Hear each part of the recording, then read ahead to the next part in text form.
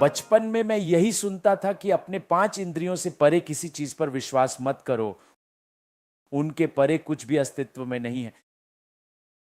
यही दर्शन था जिसके साथ मेरा पालन पोषण हुआ। लेकिन पहली बार 1987 में मैंने एक किताब पढ़ी जिसने मेरी सोच और नजरिया बदल दिया। उस किताब का नाम था जोनाथन लिविंगस्टन सीगल, जिसे रिचर्ड बाख ने लिखा है। ये एक अद्भुत किताब है। इसे पढ़ने के बाद मेरे मन में बहुत से सवाल उठे। जिंदगी का असली मतलब क्या है? एक दिन हम सब मर जाते हैं, लेकिन क्या जिंदगी का कोई उद्देश्य है, या हमारी जिंदगी बस एक संयोग है, एक दुर्घटना की तरह हम बस जन्म लेते हैं और एक दिन इस दुनिया से चले जाते हैं? इसके पीछे क्या उद्देश्य है और मैं कौन हूं? ये दो सवाल मेरे भीतर उठे जब मैंने जोनाथन लिविंगस्टन सीगल पढ़ी। इन दो सवालों के साथ मुझे एहसास हुआ कि अभ्यास के जरिए मैं और जवाब पा सकता हूं। साधना से, अभ्यास से, बिल्कुल उस पक्षी सीगल की तरह जो जिंदगी का अर्थ, उद्देश्य और अपने आप को जानने की कोशिश करता है और रोज उड़ने का अभ्यास करता है, बार बार उड़ता है। क्योंकि वो सीगल साधारण पक्षी नहीं था, इसने मुझे प्रेरित किया। मैं भी अभ्यास करना चाहता था, पर कौन सा अभ्यास करूं मुझे नहीं पता था। 1989 में एक अद्भुत संयोग हुआ। उस समय उन्हीं सवालों के साथ, बेचैन मन और जिज्ञासा के साथ मुझे एक गुरु मिले। मैं बस में यात्रा कर रहा था और अपने सहयात्री को मैंने नट पाउडर दिया। वो मेरा अच्छा दोस्त बन गया। पूरी रात बस की यात्रा में वो ध्यान के बारे में बात करता रहा कि कैसे ध्यान जीवन बदल सकता है। वो अपने सारे अनुभव बता रहा था। फिर मैंने उससे पूछा, ये सब किसने सिखाया? उसने कहा, एक गुरु हैं जिन्होंने मुझे ध्यान सिखाया। अगले दिन मैंने उसे बहुत जोर दिया, मुझे अभी उस गुरु के पास ले चलो, मैं इंतजार नहीं कर सकता। बस से उतरते ही हमने स्कूटर लिया और गुरु के पास गए। मैं हैरान रह गया यह देखकर कि गुरु बहुत युवा थे। ना दाढ़ी, ना केसरिया वस्त्र, जीन्स और टी शर्ट पहने हुए, बहुत सरल और मित्रवत। उन्होंने मुझसे हाथ मिलाया। मैं सोचने लगा, क्या गुरु भी हाथ मिलाते हैं? गुरु तो बूढ़े, दाढ़ी वाले और साधु वेश में होते हैं। लेकिन वो तो एक साधारण इंसान थे, और वो कोई और नहीं बल्कि ब्रह्मर्षि पत्री जी थे। जिस तरह से उन्होंने मुझे अपनाया, वो बहुत ही फ्रेंडली तरीका था। उन्होंने मुझसे पूछा, तुम्हारा बैकग्राउंड क्या है? मैंने कहा, मेरा कोई बैकग्राउंड नहीं है, बस ये कह सकता हूं, जोनाथन लिविंगस्टन सीगल किताब ने मुझे प्रेरित किया है और मेरे पास कुछ सवाल हैं। तब पत्री जी ने कहा, तुम सही जगह आए हो। मैं बहुत खुश हुआ। मैंने सोचा, ये सही जगह क्या है मुझे नहीं पता। उन्होंने कहा, मुझे सब जवाब मालूम है, लेकिन मैं तुम्हें कोई जवाब नहीं दूंगा।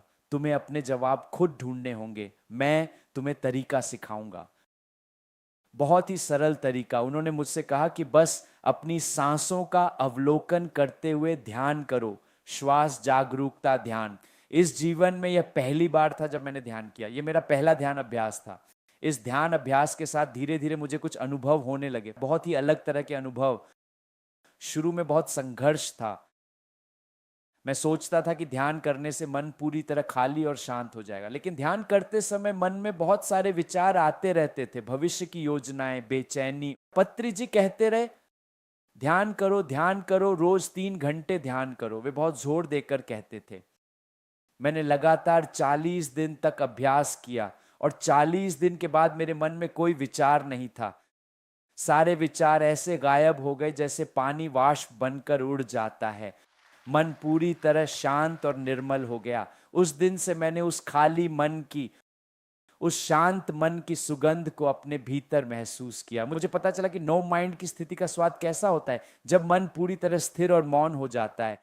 वह अनुभव दिव्य था, अत्यंत पवित्र था, और मैं उस अनुभव को तब से अपने साथ लेकर चला आ रहा हूं। मैं ब्रह्मर्षि पत्री जी का अत्यंत आभारी हूं।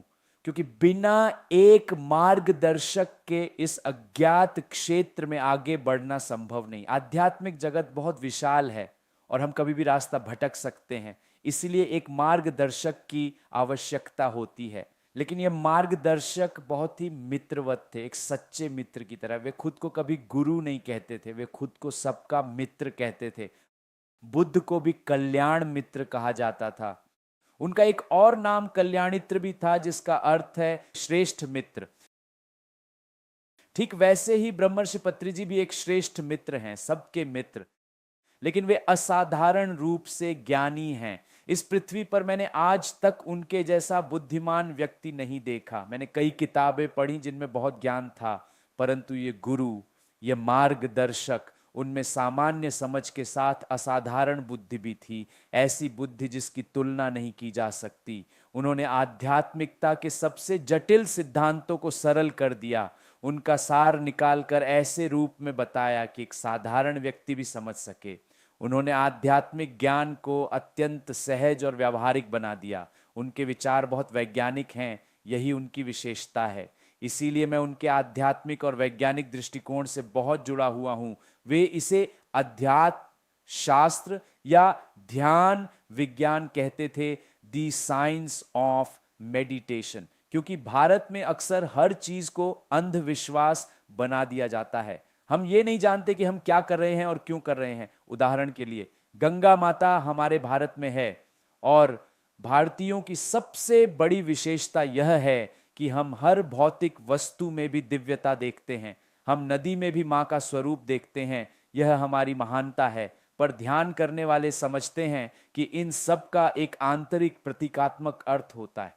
हम जानते हैं कि गंगा माता वास्तव में ऊर्जा का प्रतीक है, कॉस्मिक एनर्जी का। हर ध्यान करता प्रतिदिन उस ऊर्जा में स्नान करता है, उस गंगा माता की ऊष्मा और आलिंगन को अनुभव करता है। यही सच्चा स्नान है। इसी कारण भारत में इतनी आध्यात्मिकता है, लेकिन वह अधिकतर कर्मकांडों में बंधी हुई है। जब मैंने पहली बार पत्री जी को देखा तो मैंने एक ऐसे गुरु को देखा जो हमें हमारे भीतरी स्वरूप से जोड़ते हैं। उनका पूरा जोर बस दो बातों पर था, पहला शाकाहारी बनो और दूसरा ध्यान करो। यही उनका मूल संदेश था, यही उनका जीवन का नारा था। मैं उनके इस आध्यात्मिक और वैज्ञानिक दृष्टिकोण से गहराई से जुड़ गया। हर बार जब मैं पत्री जी को देखता हूं, मैं अपने आप को एक बच्चे की तरह महसूस करता हूं। उनके सामने मैं हमेशा एक छोटा बच्चा बन जाता हूं, क्योंकि वे एक विशाल आध्यात्मिक व्यक्तित्व हैं। उनकी आध्यात्मिक ऊंचाइयों तक पहुंचना एक जन्म में संभव नहीं, उसके लिए अनेक जन्मों की साधना चाहिए। उनके भीतर अनगिनत जन्मों की साधना का अनुभव है, वर्षों युगों की तपस्या का फल है, जो आज हम पत्री जी के रूप में देखते हैं। मैं सदा के लिए उनके प्रति कृतज्ञ हूं। पत्री जी के साथ की यात्रा मेरे जीवन की सबसे सुंदर घटनाओं में से एक है, और यह केवल मेरे साथ नहीं, हर उस व्यक्ति के साथ हुआ जिसने उन्हें जाना। वे एक फूल की सुगंध जैसे हैं, इतनी कोमल, इतनी गहरी कि जो एक बार उसे महसूस कर ले वह उसे कभी भूल नहीं सकता। वे एक मधुर संगीत जैसे हैं जो आत्मा को छूता है, मन को शांत करता है, और जिसे सुनने के बाद भीतर एक स्थायी शांति बस जाती है। यही अनुभव मुझे पत्री जी की उपस्थिति में हुआ। वे हर व्यक्ति को मास्टर कहते हैं, क्योंकि वे हर इंसान में एक संभावित गुरु, एक संभावित बुद्ध को देखते हैं, जो बस जन्म लेने को तैयार है। और उस जन्म के लिए केवल एक चीज की जरूरत है, ध्यान अभ्यास की, सच्चे, निरंतर और ईमानदार ध्यान अभ्यास की। पत्री जी हर किसी में यह संभावना देखते हैं कि अगर वे ध्यान करें तो वे स्वयं बुद्ध बन सकते हैं, स्वयं एक गुरु बन सकते हैं। मैंने स्वयं अपने जीवन में बहुत कुछ सीखा। सबसे बड़ी चीज जो सीखी वह थी दृष्टिकोण का परिवर्तन। पहले मैं हर चीज को केवल भौतिक रूप में देखता था, मेरे लिए सब कुछ सिर्फ पदार्थ था। 5 इंद्रियों से जो दिखाई देता था वही सत्य लगता था। सब कुछ परमाणुओं और अणुओं के संयोजन से बना है, यही सृष्टि है, यही शरीर है। लेकिन ध्यान के अभ्यास से यह दृष्टिकोण पूरी तरह बदल गया। अब मैं पदार्थ को केवल पदार्थ नहीं मानता, मैं उसमें ऊर्जा देखता हूं। बिना ऊर्जा के कोई भौतिक वस्तु अस्तित्व में नहीं आ सकती। एक परमाणु को गति देने के लिए भी ऊर्जा चाहिए। हर परमाणु में अपनी एक आंतरिक ऊर्जा होती है जो उसे उसका गुण देती है। हर परमाणु के भीतर सूक्ष्म कण होते हैं जो अद्भुत क्वांटम ऊर्जा उत्पन्न करते हैं। इसलिए पूरा ब्रह्मांड वास्तव में ऊर्जा ही है। ये शरीर भी केवल भौतिक शरीर नहीं बल्कि ऊर्जा शरीर है। हमारी हर कोशिका ऊर्जा से भरी हुई है, प्राण शक्ति से। हर व्यक्ति ऊर्जा का एक समूह है। यही मेरी दृष्टि में सबसे बड़ा परिवर्तन आया। अब जब मैं इस धरती को देखता हूं तो यह मृत नहीं लगती, ये जीवित है। हर चीज जीवित है, हर चीज ऊर्जा से भरी है। ये एक महान परिवर्तन था। भगवत गीता के पहले अध्याय के 15वें श्लोक में श्री कृष्ण भगवान ने एक सुंदर संदेश दिया है। उस श्लोक में कहा गया है कि विभिन्न योद्धा जिन शंखों का उपयोग करते हैं उनमें सबसे पहले स्वयं श्री कृष्ण परमात्मा पांचजन्य नाम के शंख का उपयोग करते हैं। मैं हमेशा सोचता था कि इसे पांचजन्य क्यों कहा गया है। श्लोक में पुंडरीकाक्ष और ऋषिकेश जैसे शब्द आते हैं। ऋषिकेश का अर्थ है जो 5 इंद्रियों का स्वामी है। पंच का अर्थ है 5, जैसे पंच महाभूत, पंचेंद्रियां, पंच कर्मेंद्रियां, पंच ज्ञानेंद्रियां, पंच तन्मात्राएं। ये 5 तत्व ही इस सृष्टि के आधार हैं। पूरा ब्रह्मांड इन्हीं 5 तत्वों के संयोजन और परिवर्तन से बना है। पृथ्वी, जल, अग्नि, वायु और आकाश। यही 5 तत्व, यही पंच तत्व पूरे अस्तित्व की रचना करते हैं। और ये केवल पदार्थ नहीं है बल्कि ये भी ऊर्जा के ही रूप है। ये 5 तत्व केवल पदार्थ नहीं है बल्कि ये ऊर्जा की शक्तियां हैं। अत्यंत सामर्थ्यशाली प्रचंड ऊर्जावान बल। जल तत्व को ही देखो, जब नदी अपने पूरे वेग से बहती है क्या कोई उसके बीच खड़ा रह सकता है? जब बादल फटते हैं और धारा तेजी से बहती है क्या कोई टिक सकता है? ये दिखाता है कि ये तत्व मात्र पदार्थ नहीं बल्कि विशाल ऊर्जा के स्रोत हैं। इस संपूर्ण जगत की सृष्टि ऊर्जा से हुई है। परंतु भौतिक जगत में, भौतिक स्तर पर जो मूल इकाइयां हैं वे यही 5 तत्व हैं। जब हम इन्हें देखते हैं तो हमें समझ आता है कि ये केवल भौतिक नहीं बल्कि हर चीज में ऊर्जा भरी है। यही सबसे मूलभूत परिवर्तन हर साधक के अनुभव में आता है। ध्यान करने वाला व्यक्ति हर वस्तु के पीछे छिपी ऊर्जा को देखना सीखता है। जब वह अपने मित्र को देखता है तो केवल शरीर नहीं बल्कि उसके भीतर की ऊर्जा को महसूस करता है। पहला परिवर्तन है चेतना में यह बदलाव। यही हर ध्यानकर्ता का अनुभव है। वे समझते हैं कि पदार्थ के पीछे ऊर्जा है और हम सब वास्तव में ऊर्जा स्वरूप हैं। भले ही हम शरीर को भौतिक रूप में देखते हैं लेकिन वास्तव में सब कुछ ऊर्जा ही है। यही मूलभूत दृष्टिकोण का परिवर्तन है। दूसरा परिवर्तन जिसे मैंने अनुभव किया वह है देवदत्त। यह वह शंख है जिसे धनंजय यानी अर्जुन ने युद्ध में बजाया था। दत्तम का अर्थ है जो दिया गया है। यह प्रतीकात्मक रूप से दर्शाता है कि हमें जो कुछ भी मिलता है वह ब्रह्मांड से, प्रकृति माता से प्राप्त होता है। जीवन के हर क्षण में हमें कुछ न कुछ दिया जा रहा है। उदाहरण के लिए अगर ध्यान के मार्ग पर राष्ट्रमी चलते समय किसी ने आपको ध्यान का एक पर्चा दिया और उसी से आप ध्यान में आए, वह भी दत्तम है, दिया गया है। जब मैं 26 वर्ष का था मैं अचानक बीमार पड़ गया। 2 दिन कोमा में रहा, मृत्यु के बहुत निकट पहुंचा। उस अनुभव में 2 दिव्य आत्माएं थीं जिन्होंने मुझे फिर से शरीर में धकेला। मैं उसे दत्तम कहता हूं। सो दिया गया जीवन, मिला हुआ अवसर। मेरे परिवार में एक पैटर्न चल रहा था। मेरे दादा 26 वर्ष की आयु में गुजर गए थे। मेरे परदादा भी उसी उम्र में। मैं भी उसी राह पर था लेकिन मेरे पास एक कार्य था, एक उद्देश्य था। इसलिए मुझे जीवन का विस्तार दिया गया। कई बार हमें जीवन में नकारात्मक घटनाएं भी मिलती हैं लेकिन वे भी दत्तम हैं, वे भी दी गई हैं और हमें उन्हें स्वीकार कर आनंद लेना चाहिए। मैंने अपने मृत्यु समीप अनुभव का आनंद लिया। यहाँ तक कि जब हवाई अड्डे पर उड़ान रद्द हो जाती है तब भी मैं आनंद लेता हूँ। सोचता हूँ ठीक है आज कुछ और करना है। अगर किसी परीक्षा में असफलता मिलती है तो भी मैं कहता हूँ ठीक है यह भी एक अनुभव है। जीवन में सब कुछ हमारे अनुसार नहीं होता क्योंकि इस भौतिक जगत में सभी को स्वतंत्र इच्छा मिली है। नकुल और सहदेव ये दोनों महान आत्माएं असाधारण गुणों वाले थे।